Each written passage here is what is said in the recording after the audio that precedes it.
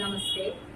ആദിപരാശക്തിയുടെ 9 ഭാവങ്ങളിൽ 4ാമത്തെ ഭാവമാണ് നാം ഇന്ന് ആരാധിക്കുന്നത്. ഇന്നത്തെ ദേവി കൂഷ്മാണ്ഡ ദേവി എന്നാണ് അറിയപ്പെടുന്നത്. സൂര്യമണ്ഡലത്തിൽ താമസിക്കാൻ കഴിവുള്ളവളായതുകൊണ്ടാണ് ദേവിക്ക് കൂഷ്മാണ്ഡ എന്ന പേര് വന്നിട്ടുള്ളത്. ഈ പ്രപഞ്ചം തന്നെ സൃഷ്ടിച്ചത് ദേവിയുടെ ദിവ്യ ചൈതന്യത്തിൽ നിന്നാണെന്നാണ് അറിയപ്പെടുന്നത്. ദേവിക്ക് 8 കരങ്ങളാണുള്ളത്. ദേവിയുടെ വാഹനം സിംഹമാണ്. ഈ 8 കരങ്ങളിൽ 7 യഥാക്രമം കമണ്ഡലു, വില്ല്, അസ്ത്രം, കമലം, അമൃതകുംഭം, ചക്രം, ഗദ എന്നിങ്ങനെ ആണ്. 8ാമത്തെ കരത്തിൽ അഷ്ടസിദ്ധികളും നവനിധികളും പ്രദാനം ചെയ്യാൻ കഴിവുള്ള മാലയാണ് അണിഞ്ഞിട്ടുള്ളത്.